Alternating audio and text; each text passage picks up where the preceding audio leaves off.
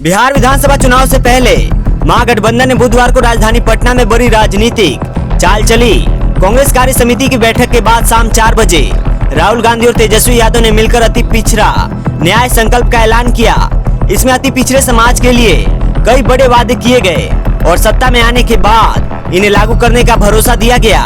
सबसे पहला अति पिछड़ा अत्याचार निवारण कानून का वादा। महागठबंधन ने घोषणा की कि सरकार बनने पर अति पिछड़ा समाज के लिए एक अलग अति पिछड़ा अत्याचार निवारण अधिनियम पारित किया जाएगा। यह कानून अनुसूचित जाति और जनजाति के तर्ज पर अति पिछड़ों को भी कानूनी सुरक्षा देगा। पंचायत और निकायों में 30% आरक्षण। अब तक अति पिछड़े वर्ग को पंचायत और नगर निकाय चुनावों में 20% आरक्षण मिलता था। महागठबंधन ने इसे बढ़ाकर 30% करने का संकल्प लिया है। नेताओं का कहना है कि अति पिछड़े वर्ग की जनसंख्या के अनुपात में यह कदम बेहद जरूरी है। आरक्षण की सीमा बढ़ाने की पहल। संविधान में 50% आरक्षण की जो सीमा तय है उसे चुनौती देते हुए महागठबंधन ने कहा कि विधानमंडल से कानून पारित कर इसे बढ़ाने का प्रस्ताव केंद्र को भेजा जाएगा और 9वीं अनुसूची में शामिल करने की मांग होगी। एनएफएस को अवैध घोषित करने का ऐलान। सरकारी नियुक्तियों में नॉट फाउंड सूटेबल यानी एनएफएस का प्रावधान कई बार आरक्षित वर्गों को हक से वंचित कर देता है। महागठबंधन ने इसे अवैध घोषित करने का संकल्प लिया है ताकि योग्य उम्मीदवारों को उनका पूरा हक मिल सके। सूची में गड़बड़ियों की जांच। अति पिछड़ा वर्ग की जांच में कम या ज्यादा शामिल जातियों से जुड़े विवादों को दूर करने के लिए एक विशेष समिति बनाई जाएगी। यह समिति समुचित जांच कर अंतिम निर्णय देगी जिससे किसी भी वर्ग के साथ अन्याय न हो। भूमिहीनों को जमीन देने का वादा। महागठबंधन ने आश्वासन दिया कि अति पिछड़ा, दलित, जनजाति और पिछड़े वर्ग के सभी भूमिहीन परिवारों को जमीन दी जाएगी। शहरी क्षेत्रों में 3 डिसमिल और ग्रामीण क्षेत्रों में 5 डिसमिल जमीन उन्हें उपलब्ध कराई जाएगी।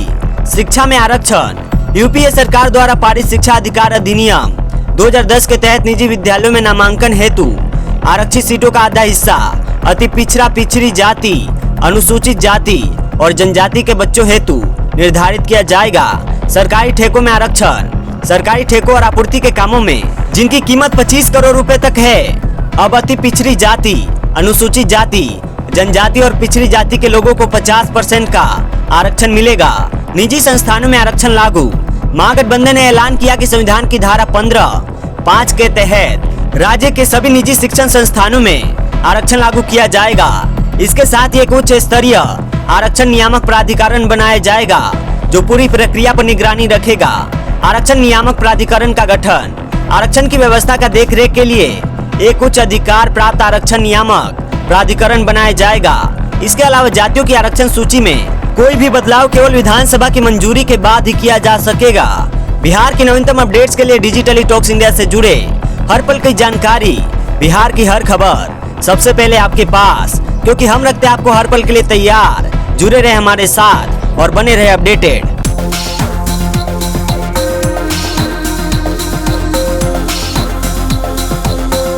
आज 14 वर्षीय वैभव सूर्यवंशी ने यूथ वनडे क्रिकेट में सबसे ज्यादा छक्के लगाने का रिकॉर्ड बनाया है। साथ ही फिटनेस पर ध्यान देने के कारण उनका खेल और बेहतर हो गया है।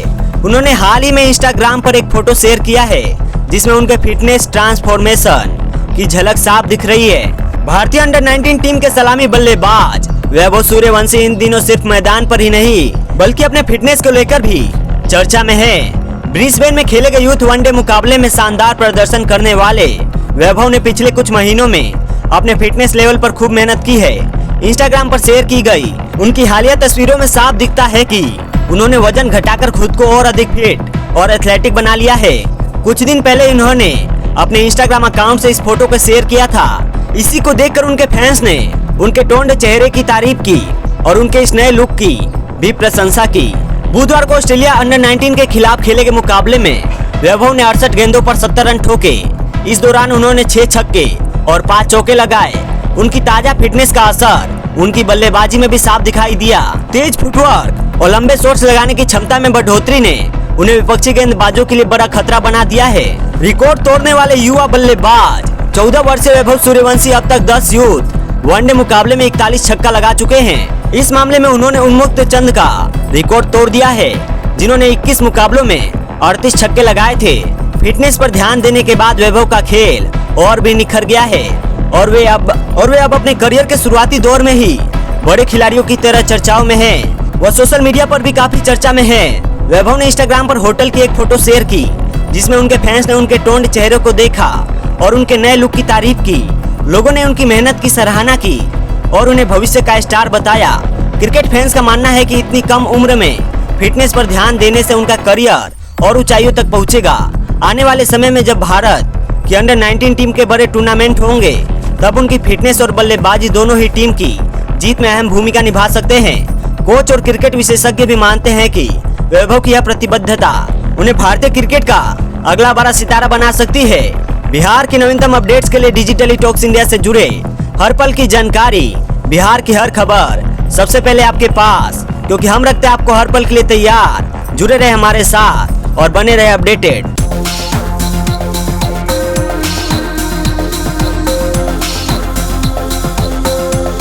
अंबेडकर इंटरनेशनल सेंटर नई दिल्ली में बुधवार को केंद्रीय मंत्री गजेंद्र सिंह शेखावत 64वीं राष्ट्रीय कला प्रदर्शनी के पुरस्कार समारोह में शामिल हुए। इस दौरान उन्होंने कहा कि ये कला न सिर्फ हमें एक दूसरों के साथ बल्कि पूरे विश्व को हमसे जोड़ती है। प्रदर्शनी में राष्ट्रपति द्रौपदी मुर्मू भी मौजूद रही। गजेंद्र सिंह शेखावत ने मीडिया से बात करते हुए कहा कि जो कला गायब हो रही है उसे वापस लाने के लिए ललित कला अकादमी की स्थापना की गई थी। इसके लिए मैं समस्त कला जगत की ओर से दिल्ली से आभार व्यक्त करता हूं। उन्होंने कहा कि यह महत्वपूर्ण कदम हमारे कलाकारों को आर्थिक रूप से मजबूत करेगा जिन्हें आज पुरस्कृत किया जाएगा। मैं उन सभी को बधाई देता हूं। आज देश का प्रत्येक नागरिक प्रधानमंत्री की सोच के साथ जुड़ा है और जल्द ही प्रधानमंत्री का विकसित भारत का सपना सच होगा। शेखावत ने आगे कहा कि अभी हम सेवा पर्व बना रहे हैं। राष्ट्रपति ने स्वयं यहाँ आकर हमारे कलाकारों का जो उत्साहवर्धन किया है उसके लिए मैं पूरे कला जगत की ओर से राष्ट्रपति का धन्यवाद देता हूँ। गजेंद्र सिंह शेखावत ने कहा कि कांग्रेस के नेता देश में गलत तरह से राजनीति कर रहे हैं। जब सब जान चुके हैं बिहार चुनाव में इसका जवाब उनको मिल जाएगा। बिहार विधानसभा में नेता प्रतिपक्ष तेजस्वी यादव की बिहार अधिकार यात्रा के दौरान पार्टी कार्यकर्ताओं द्वारा पीएम मोदी की दिवंगत माता के खिलाफ कथित अपमानजनक शब्दों के इस्तेमाल पर गजेंद्र सिंह शेखावत ने कहा कि मुझे लगता है कि यह देश की राजनीति में एक दुर्भाग्यपूर्ण शुरुआत है जिसकी शुरुआत कांग्रेस पार्टी के नेताओं ने की है। मैंने पहले भी कहा है कि लोकतंत्र में ऐसी बातों की कोई जगह नहीं है। देश की जनता इन सब बातों को बहुत गंभीरता से देखती है और लोकतंत्र में किसी भी मुद्दे पर जवाब देने का सबसे सही तरीका वोट की ताकत है। बिहार की नवीनतम अपडेट्स के लिए डिजिटली टॉक्स इंडिया से जुड़े बिहार की हर खबर सबसे पहले आपके पास, क्योंकि हम रखते हैं आपको हर पल के लिए तैयार। जुड़े रहे हमारे साथ और बने रहे अपडेटेड।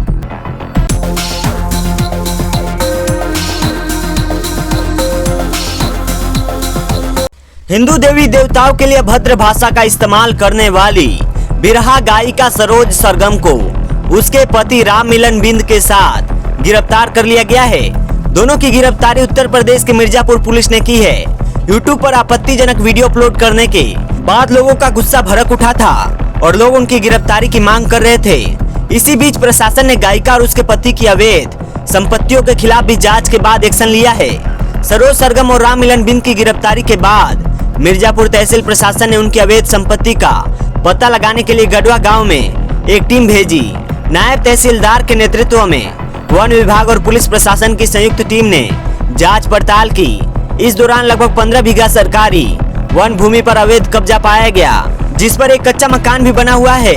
फिलहाल जमीन को कब्जा मुक्त करा लिया गया है। वहीं इस मामले में एएसपी सोमेन वर्मा ने बताया कि सरोज सरगम ने अपने यूट्यूब चैनल पर एक आपत्तिजनक गाना अपलोड किया था जिसमें मां दुर्गा के बारे में अपशब्दों का प्रयोग किया गया था, जिससे हिंदू समुदाय में भारी गुस्सा था। इसको लेकर मडिहान थाने में मुकदमा दर्ज कराया गया था। मंगलवार को मुख्य आरोपी सरोज सरगम और उसके पति राम मिलन बिंद को गिरफ्तार किया गया। राम मिलन ये ऐसे आपत्तिजनक वीडियो का निर्माण और निर्देशन करता था। फिलहाल साइबर और सर्विलांस टीम मामले की आगे की जांच कर रही है। उधर सरोज के यूट्यूब चैनल से विवादित और आपत्तिजनक कंटेंट हटाने की भी मांग हो रही है। मालूम हो कि शारदीय नवरात्रि शुरू होते ही सरोज सरगम के यूट्यूब चैनल पर अपलोड किए गए वीडियो वायरल हो गए, जिसमें महिषासुर राक्षस पर गाए गए बिरहा गाने में मां दुर्गा के लिए अभद्र शब्दों का इस्तेमाल किया गया था। हालांकि ये वीडियो पहले के हैं। इस घटना से हिंदू संगठनों में भारी आक्रोश फैल गया। विश्व हिंदू परिषद सहित कई संगठनों की ओर से सरोज के खिलाफ सख्त कार्रवाई की मांग जोर पकड़ने लगी। बताया जा रहा है कि सरोज सरगम के खिलाफ मिर्जापुर के साथ साथ मध्य प्रदेश और अन्य राज्यों में भी 8 मुकदमे दर्ज किए गए हैं। फिलहाल यूपी पुलिस ने सरोज और उनके पति राम मिलन को गिरफ्तार कर लिया है और परिवार समेत अन्य साथियों से पूछताछ की जा रही है।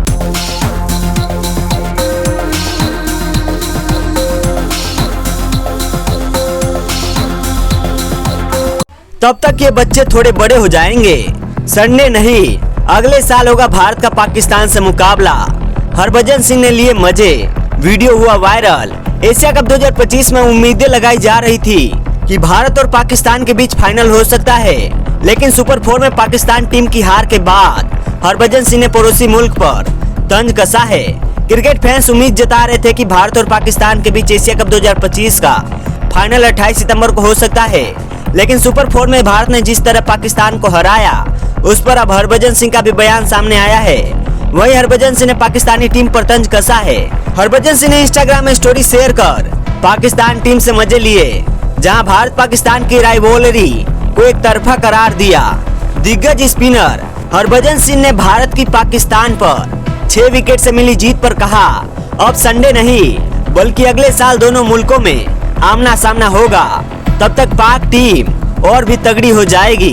दरअसल हरभजन सिंह का इशारा इस ओर था कि अगले साल T20 वर्ल्ड कप 2026 में दोनों देशों के बीच मुकाबला होगा, क्योंकि पहले यही उम्मीद जताई जा रही कि दोनों देश एशिया कप 2025 फाइनल में खेल सकते हैं। हरभजन जी यही नहीं रुके और उन्होंने कहा, तब तक ये बच्चे हो सकता है थोड़ा जवान होकर आ जाएंगे, इनके पास दमखम नहीं है। हरभजन सिंह ने अभिषेक शर्मा और शुभमन गिल की बल्लेबाजी को लेकर कहा, हमारे खिलाड़ी कोई गाली नहीं सुनेगा, अगर वो एक गाली देंगे तो हम 2 गाली देंगे। अब पाकिस्तानी टीम 25 सितंबर यानी गुरुवार को बांग्लादेश से खेलने उतरेगी। वहीं भारत जो 24 सितंबर को बांग्लादेश के साथ मैच था, वह खेलकर और जीतकर फाइनल में पहुंच चुकी है। वहीं शुक्रवार 26 सितंबर को भारतीय टीम श्रीलंका से खेलने उतरेगी। पाकिस्तान के लिए पूरा टूर्नामेंट करो या मरो जैसा हो गया है।